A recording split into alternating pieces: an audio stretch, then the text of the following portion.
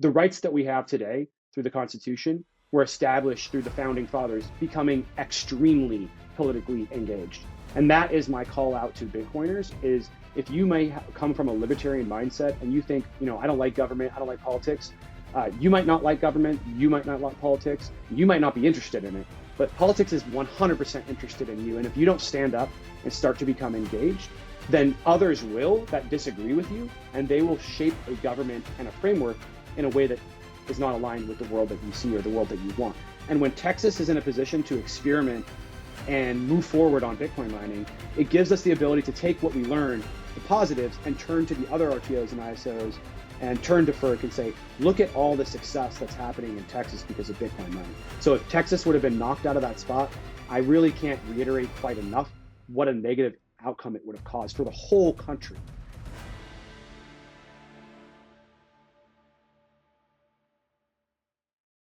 Introducing the Blockware Marketplace. Start mining Bitcoin today.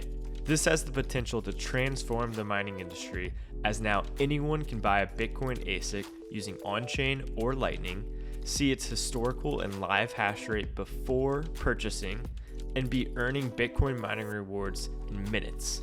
This brings transparency and turnkey mining to a whole other level.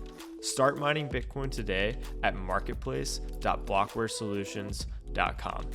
Hey everybody, welcome back to the Blockware Intelligence Podcast. This week I have on Dennis Porter. Dennis, welcome. I'll go ahead and jump right into it. I know many Bitcoiners are like freedom and libertarian minded individuals. Why do you think it is so important to educate and work with policymakers? I know that's what you're spending a lot of your time doing now. So why do you think it's so important?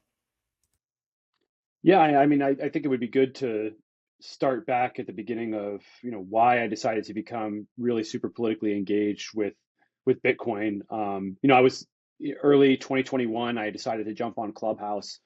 Everybody was closed in, shut in during the closures, and I had decided to try to find a way into Bitcoin. Saylor had started talking about Bitcoin, and the world was kind of going crazy. So I figured if there's a time for Bitcoin to start popping off again, this would be it. So I jumped on Clubhouse and decided to start talking a lot about Bitcoin. And like in those rooms, everyone kind of had this kind of dark outlook on the future of America and where we were headed. It was like, start preparing now for where you're going to flee to when the United States collapses and falls. And, where are you going to go? You're going to go to El Salvador, you're going to go to Portugal, start figuring out the next destination, right? And it kind of felt like everyone was just kind of like almost like hive mind, like talking about how the United States was going to collapse. And one day I just kind of kept thinking that. I was like, yeah, it does kind of seem like this is going to happen. But one day I just woke up and I really thought to myself,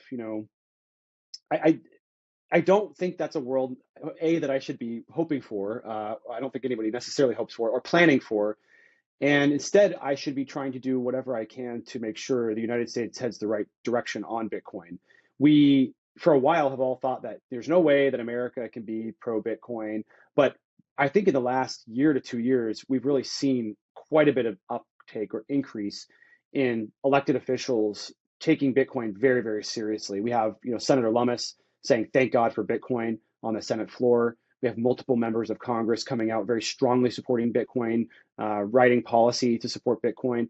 And then at the state level, we're seeing policy being passed because this is an important metric. Oftentimes we are saying, these politicians, they're just trying to get our vote. They're just trying to get our support.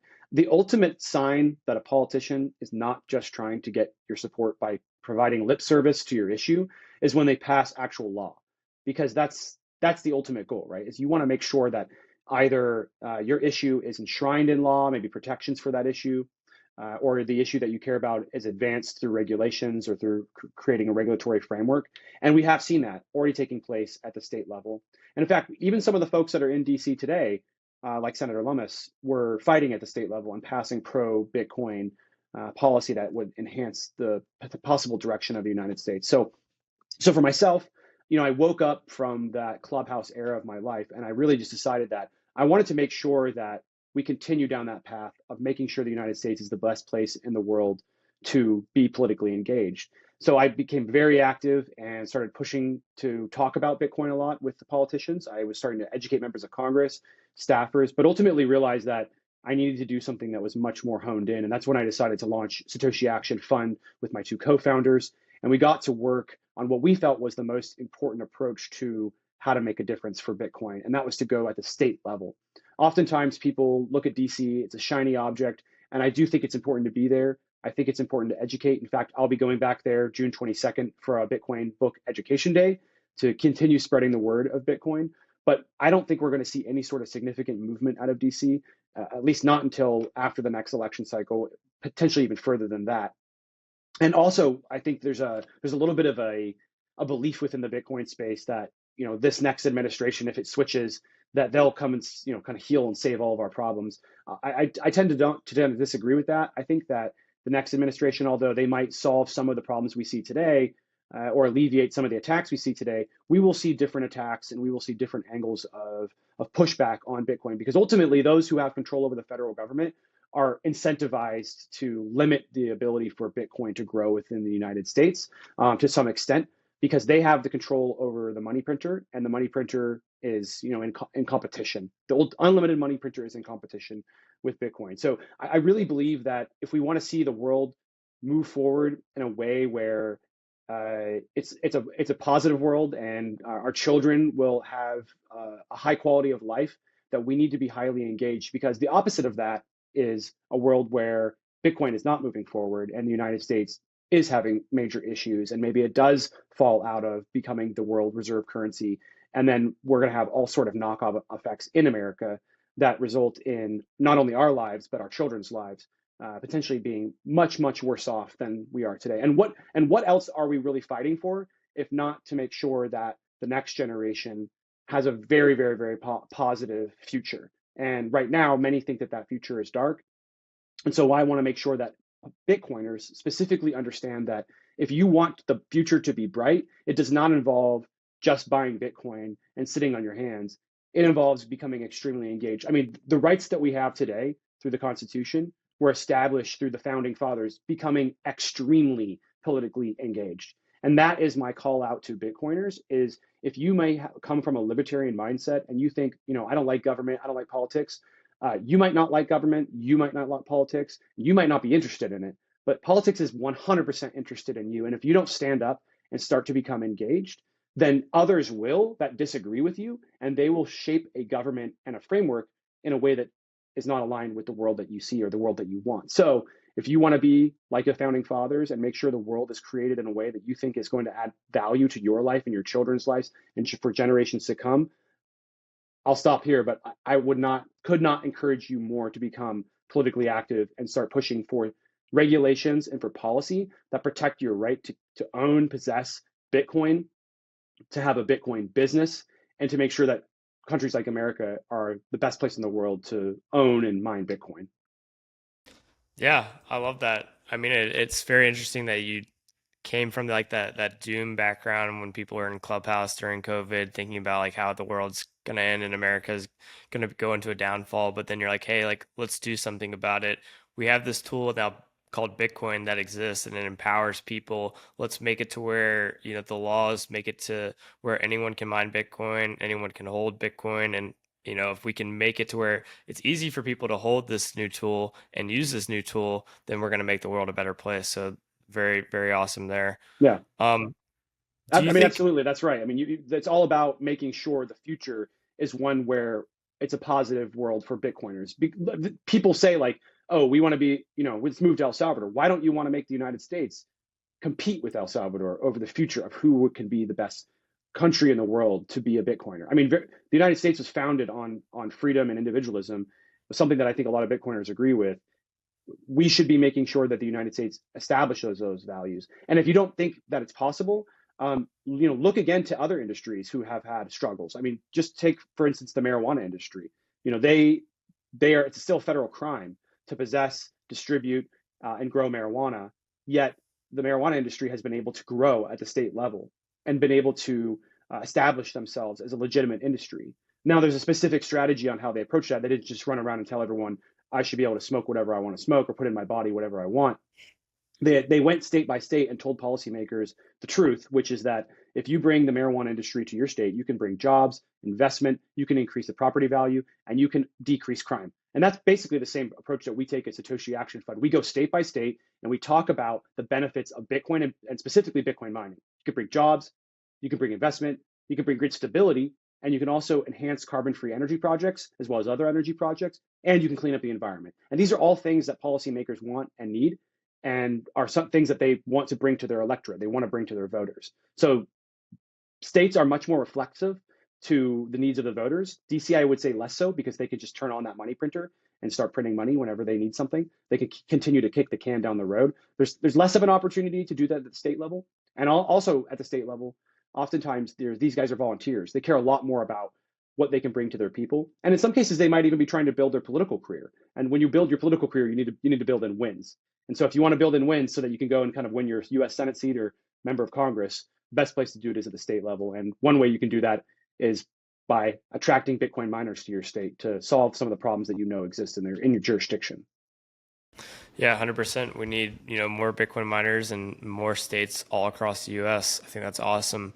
On this note of government and Bitcoin, I guess, do you think Bitcoin is basically like a tool that empowers people? And then do you also think that it kind of disempowers large corporations and large governments to some degree?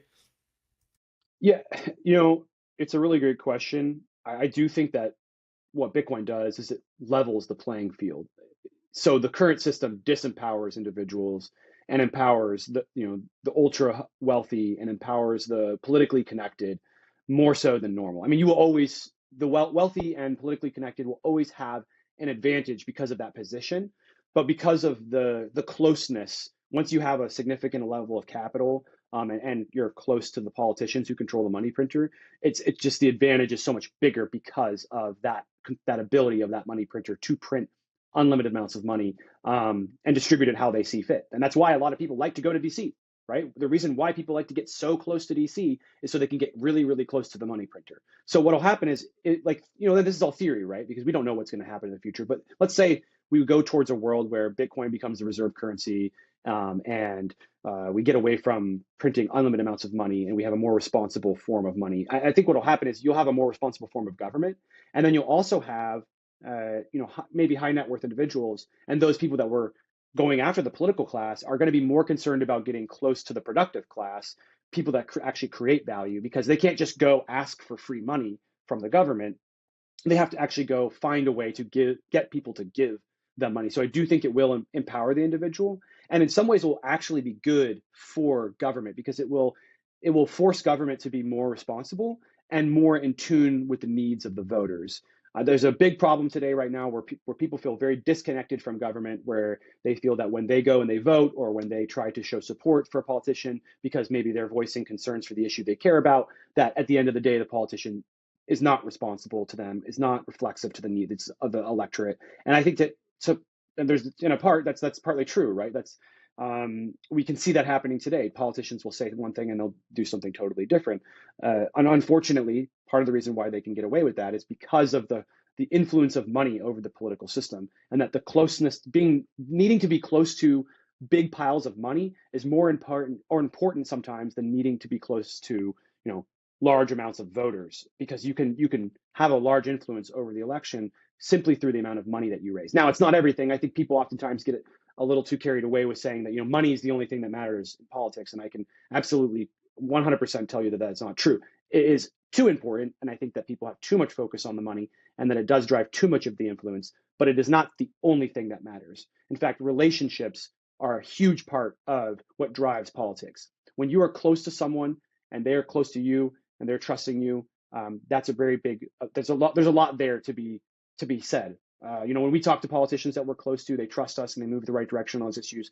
It matters. Unfortunately, the system has become so disenfranchised, where the voters are becoming, like I said, kind of more pulled away from the political system. They're engaging less. There's less civic engagement. And this is really bad, because there's that old saying, it's like, you are the average of the 5 people you spend the most time with. Well, when you got your special interests, you got your corporate entities, you got your high net worth individuals, and then you have your electorate, which is becoming less and less engaged. Politicians just naturally will become less reflexive to that group, because they're not engaging with them as much.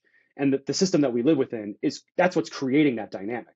the money printer, the high net worth individuals going after the political class, all of these things are shoving the electorate to the side and causing politicians to have to pay more attention to the people that they spend the most time with.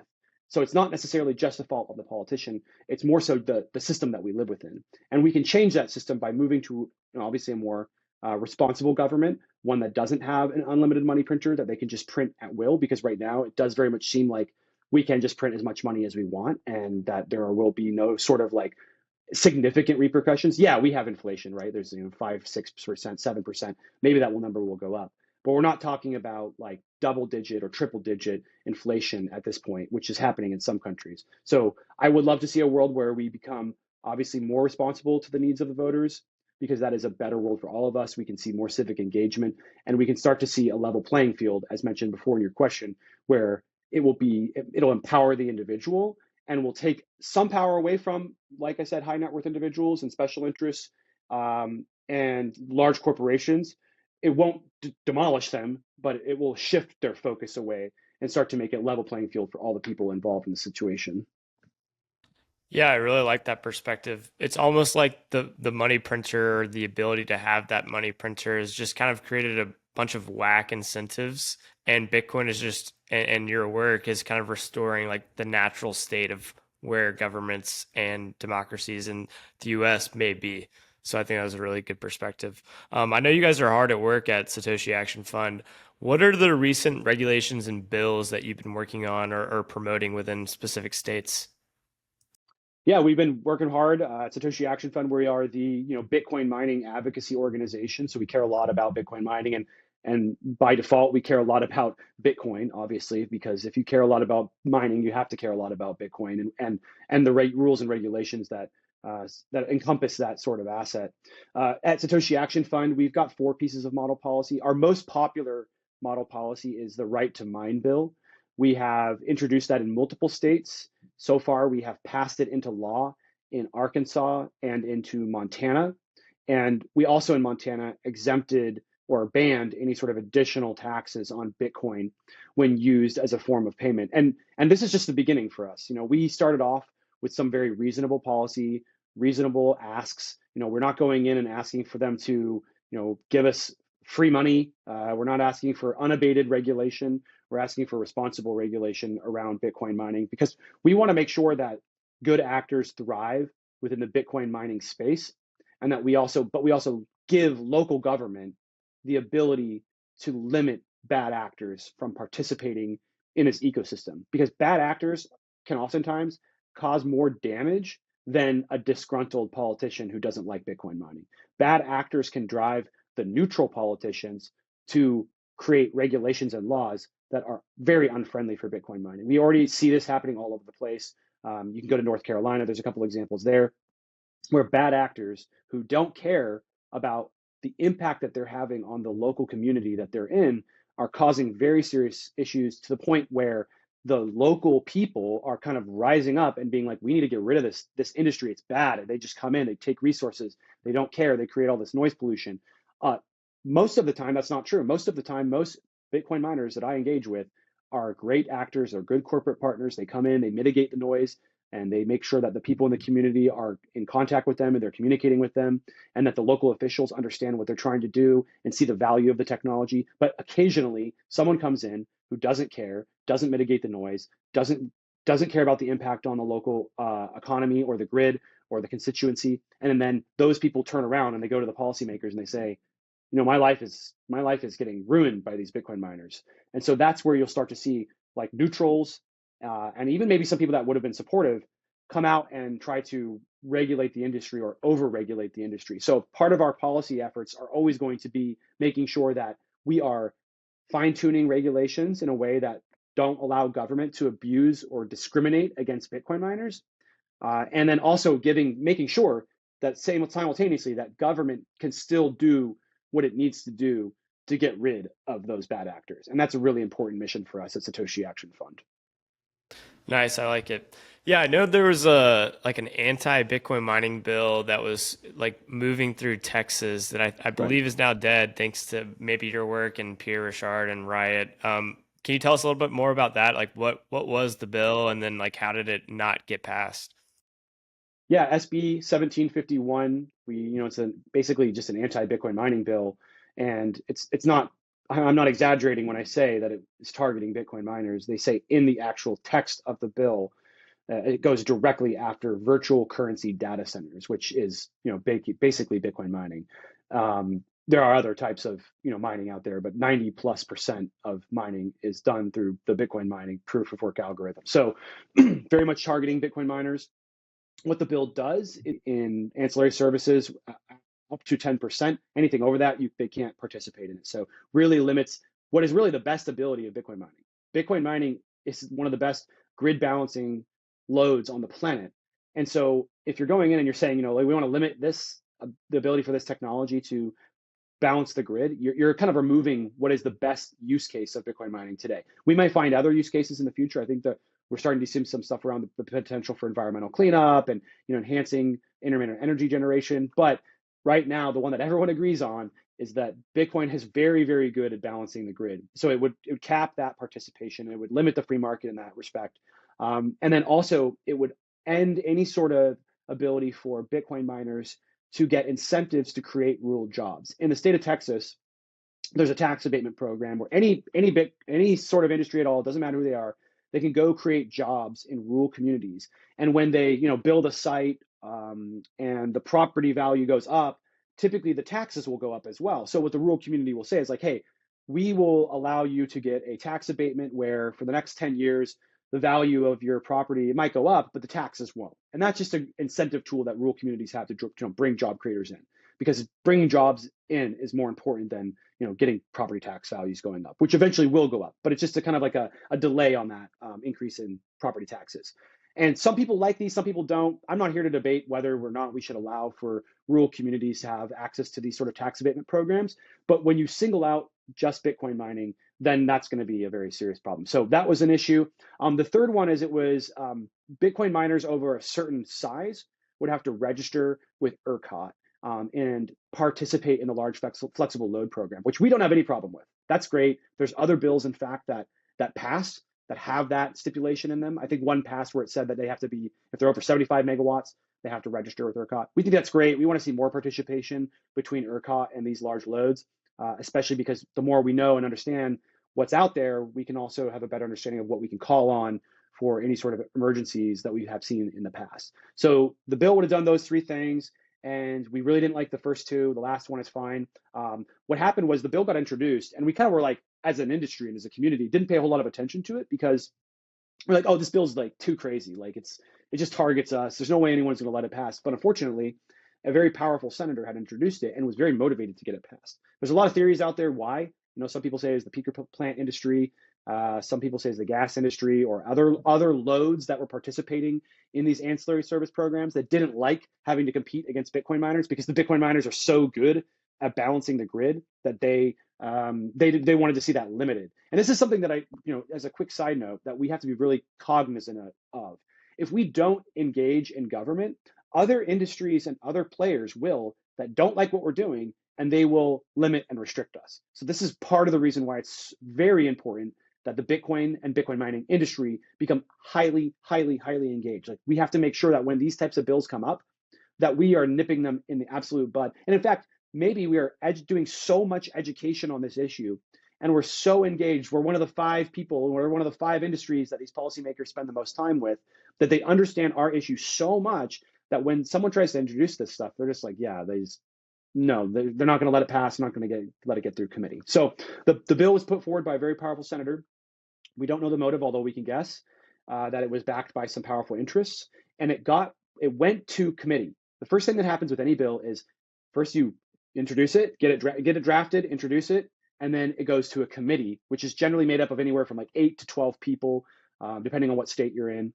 In Texas, for this committee, it was 10. And with the tiebreaker being the chair of the committee if needed at the 11th spot. So it goes to the committee, and as it's approaching the committee vote, all of a sudden we're talking to people and they're all like, yeah, we're gonna vote in support of it. And we're like, what? Why? We started meeting with them. Why are you gonna vote in support of this? Well, powerful senator this, powerful senator that. And we were like, okay, so there's some sort of like unknown political headwinds that we're not previously aware of in the situation. And the bill ends up actually getting voted unanimously through committee, which was really, really bad.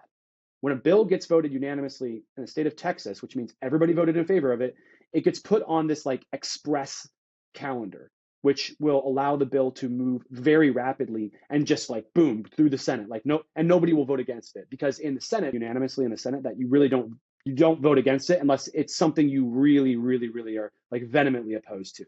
And there's just not anybody that's like going to be vehemently in support of Bitcoin mining. Maybe we got a few people, but not really. In fact, when it went to the Senate floor vote, it did again pass unanimously. Not a single senator. One originally was going to stand behind us, and he was going to vote against it, but he ended up retracting his vote later on. So not a single senator. So all of a sudden, we're in the situation where this thing passed unanimously through committee, unanimously through the Senate, and now it's moving over to the House side. All of a sudden, we are like, okay, we need to go, on the Capitol lawn.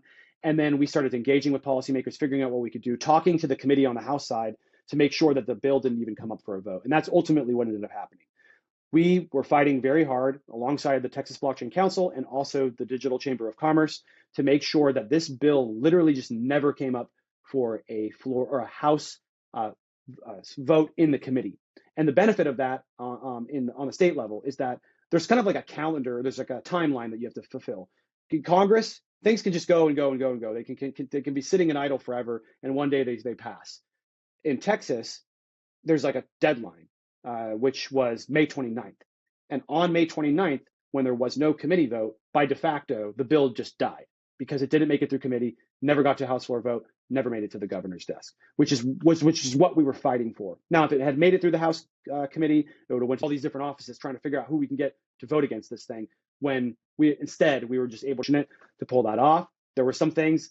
I mean, there were moments in the lobbying efforts where we were like, wow, this just completely changed the way this thing was going. We were really concerned about where it was going, and we got it and had some conversations. And then on the outcomes of those conversations, which I can't quite share the details of, just want to respect the people that were involved.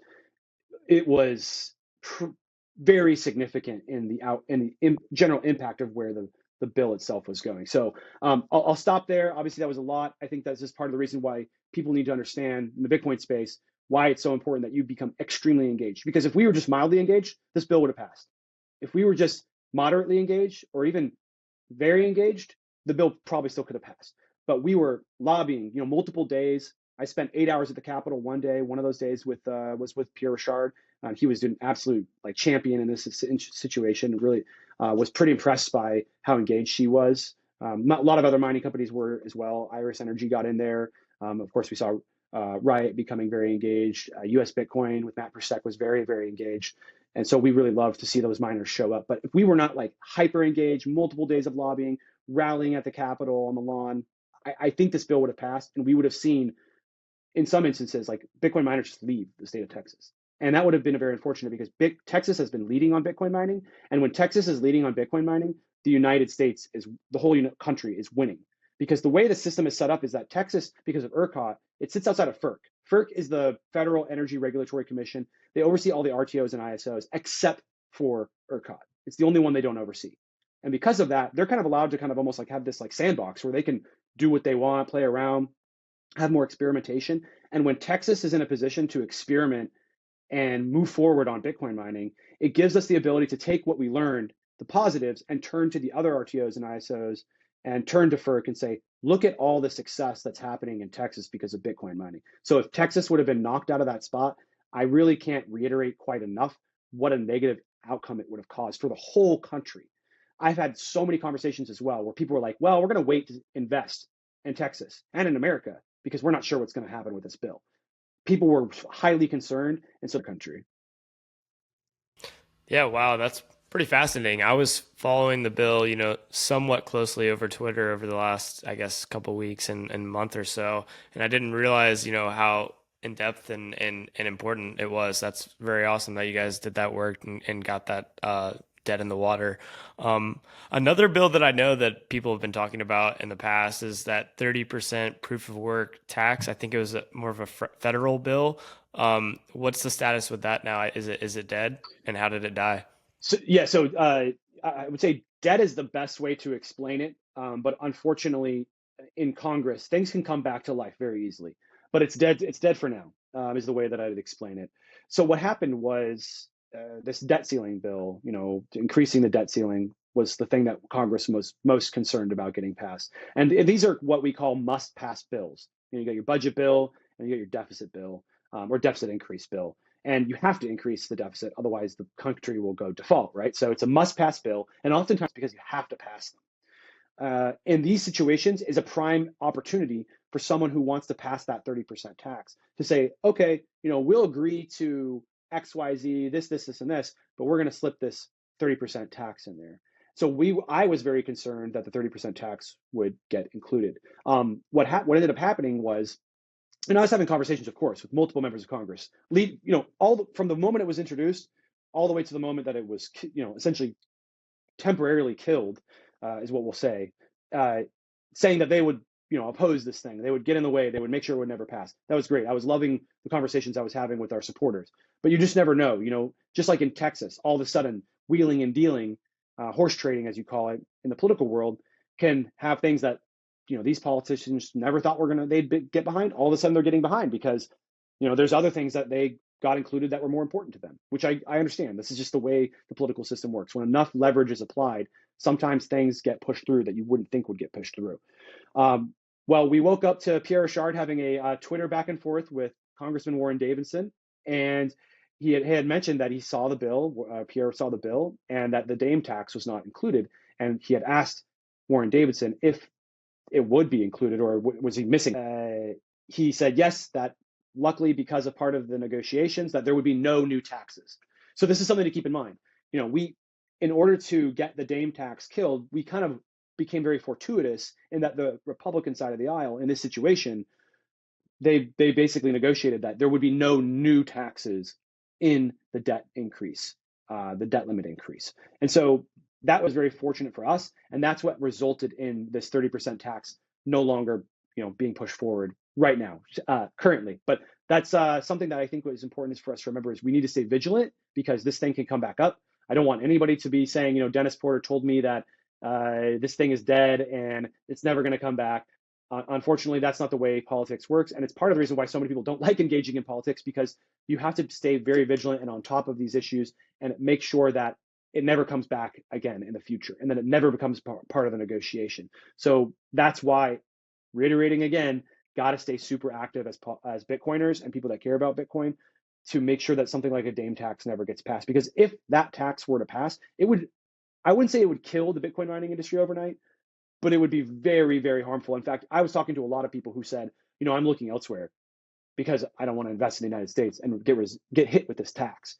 So sometimes people think, oh, well, technically a 30% tax wouldn't kill the industry. I'm like, yeah, but people are already putting in their head that I'm not going to even come to the United States until this thing is resolved. I've multiple conversations with the Texas situation. They were like, well, I'm worried about Texas and I'm worried about the Dame tax. And over and over and over again, people said, I'm looking elsewhere right now. And so that's why I was very glad to see that at least right now, we do not have to worry about that Dame tax. It could come up in the future, just like anything could.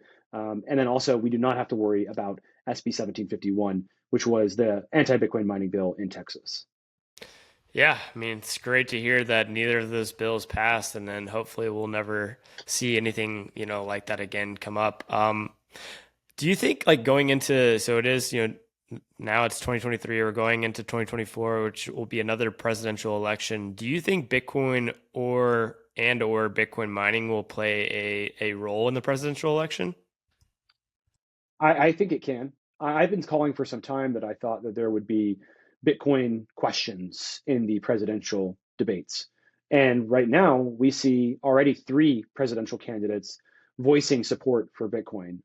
And we also have Republicans and Democrats voicing support for Bitcoin. So I do think it will be part of the election cycle. How much of a part it will play, I think that is TBD. But one of the things that I have been championing for a long time and telling politicians, telling elected officials about is that, the Bitcoin space, it's like a single issue voter block, and no one really controls or owns or has that voter block on their side. And I don't think anybody will ever necessarily completely own it. But it's like a swing vote, right? So, and swing votes are very important for elected officials. A lot of times people think that, they need to be more worried about how much money they're pulling in, how many TV ads they got. Swing voters are arguably one, maybe not the most important, but they're up there top three most important components to pay attention to in election cycles. And not just swing voters, but brand new electorate swing voters.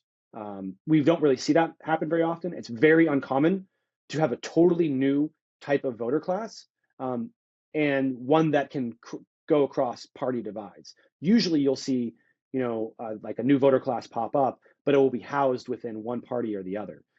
That's not what's taking place right now. We have an opportunity to not only influence primaries, which is what happens when you get housed inside of a party. Like, let's say, let's take the gun issue, for instance. Like, people that care a lot about gun ownership, they're going to pretty much be within the Republican Party. So when you have your primary, in order for you to have influence as someone who cares about that issue, you care about it, it moving forward. You primary, then once you get to the general, it doesn't matter. The Democrats probably always going to be opposed to lax gun laws.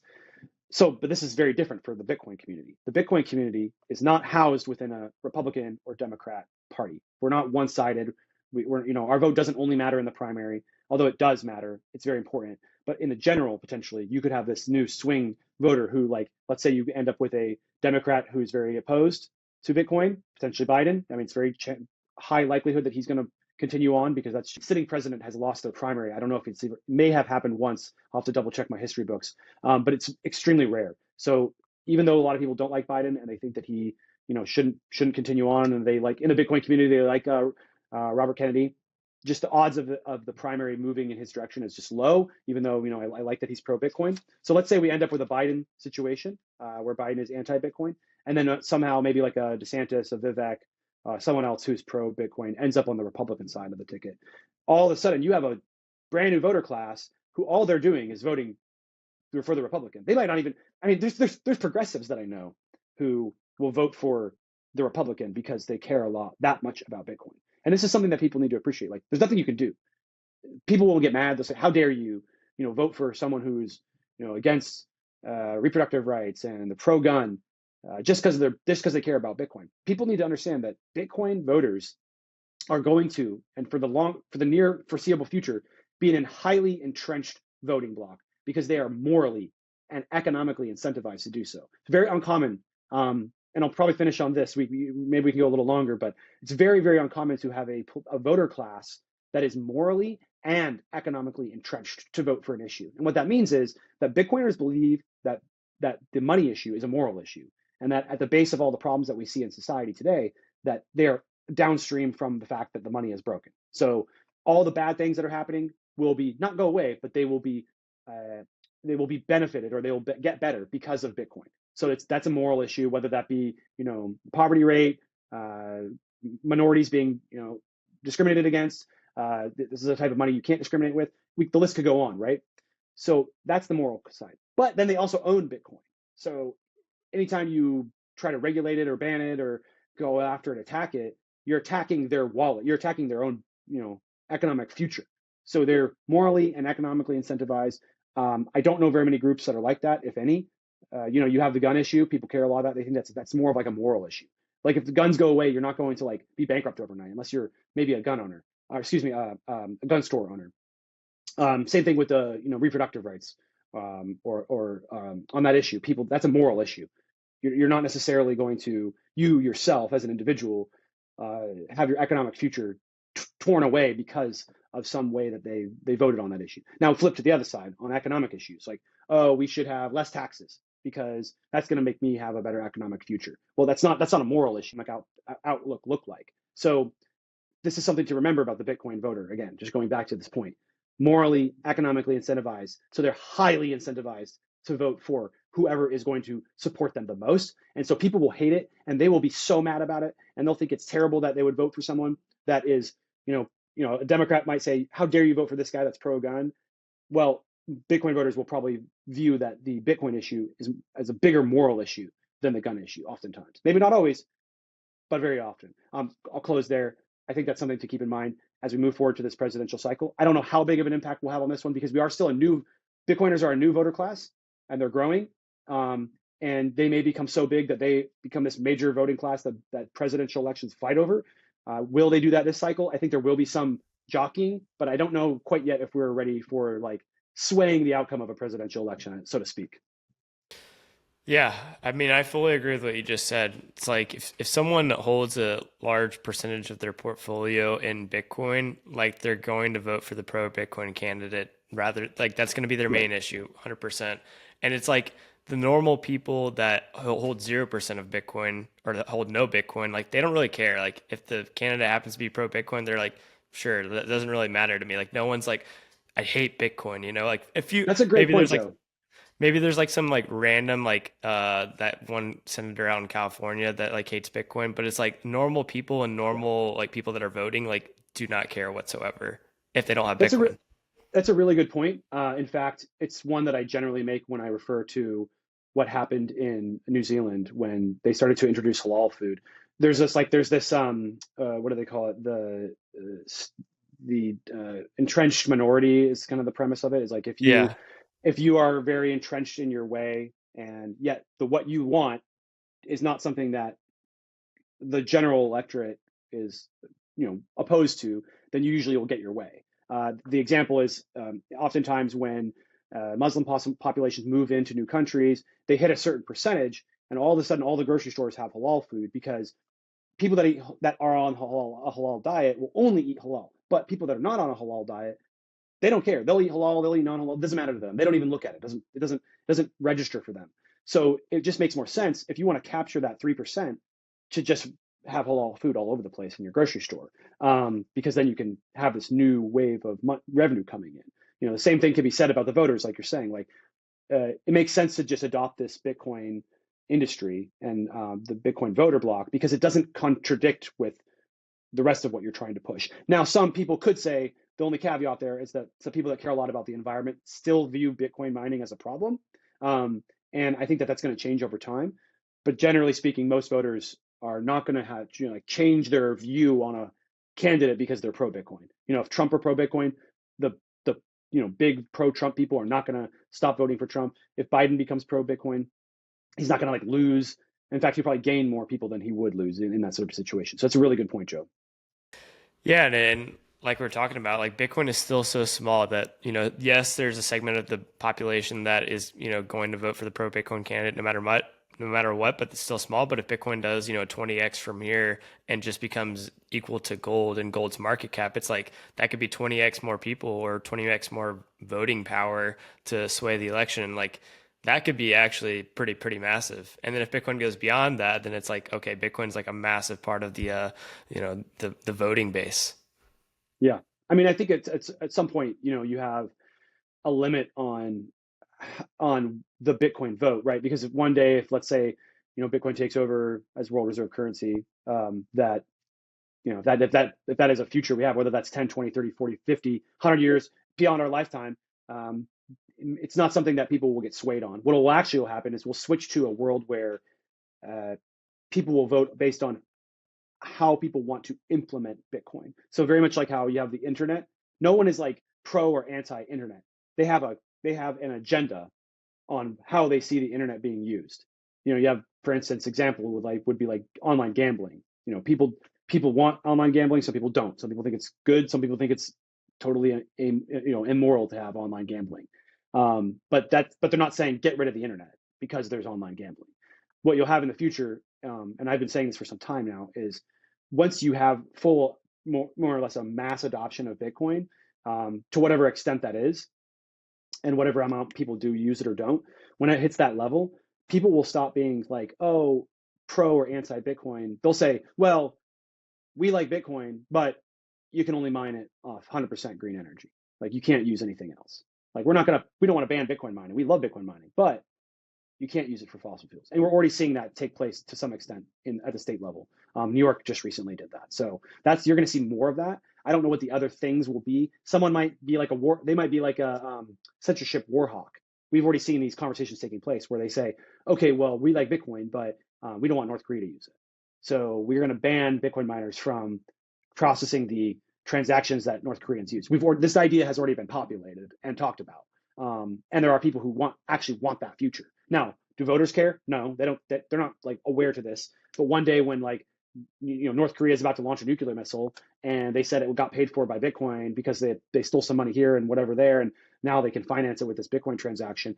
Maybe all of a sudden you can convince the electorate to say, oh, well, we do want our government to figure out a way to restrict North Korea from using Bitcoin. And that might be probably a divisive subject where there might be Republicans and Democrats that agree on it, and there wants to be Republicans and Democrats that disagree on it. Because in both parties, important to remember, this is important. You have people that are very pro growth of government in Republican Party and Democrat Party. Oftentimes people try to say that that's a Democrat thing. It's not. It's generally whoever's in power. Democrats have historically, in recent history, been doing it more, but there have been times when Republicans are by far and away are the party of, grow the government's power and strength. So I'll stop there. We could probably keep going on, Fran. These are great questions. It's been a great conversation.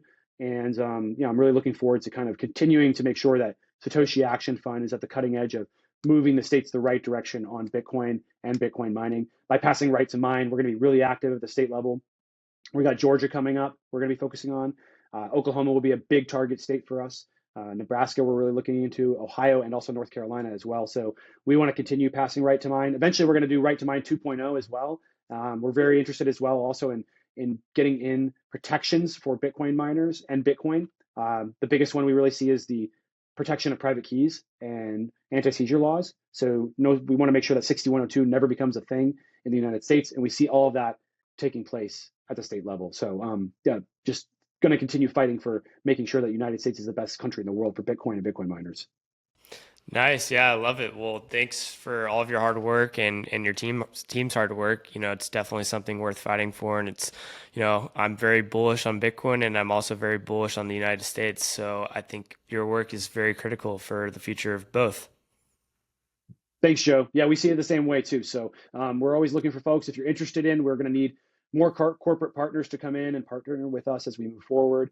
We're going to be doing a lot more research around Bitcoin and Bitcoin mining. So we need folks to come in and be able to write research grants for us and help us expand our operations. And we're very excited about the future for Satoshi Action. We've been able to get some great funding from our current corporate partners and also our fundraising efforts. For those of you that are interested, we are going to be going to Mining Disrupt. We're going to be going all in on that conference. And we're going to be doing a booth, expo, sponsorship. I'm going to be speaking there, and there will be some news coming out too as well. I don't know if I can announce it yet, but it'll be coming soon. So make sure you're there. Also, we will have an event there as well. We're going to be doing a boat party with poker. So we love our events. We love to make them more unique and more interesting. So if you're interested in that, make sure you follow SatoshiAction.io newsletter. You can go to that website and sign up for our newsletter and be up to date on all the things that we're going to be doing in the near future. Awesome. So yeah, everybody go check that out. And then Dennis, where can people find you if they want to contact you specifically? Yeah, you can reach out to me. I check my emails. You can go to dennis@satoshiaction.io. Shoot me an email. I read all of them. I don't always respond, but I read all of them. And then also on Twitter, you can do @Dennis_Porter_. Same thing there. My DMs are open. I don't respond to all of them, but I read all of them. So thank you everybody if you reach out to me. And then for Mining Disrupt too, we're going to be looking for some volunteers. So if you're interested in helping us there, please hit me up. Awesome. Sweet. Dennis, thanks so much for coming on. This was awesome. Introducing the Blockware Marketplace. Start mining Bitcoin today. This has the potential to transform the mining industry, as now anyone can buy a Bitcoin ASIC using on-chain or Lightning, see its historical and live hash rate before purchasing, and be earning Bitcoin mining rewards in minutes. This brings transparency and turnkey mining to a whole other level. Start mining Bitcoin today at marketplace.blockwaresolutions.com.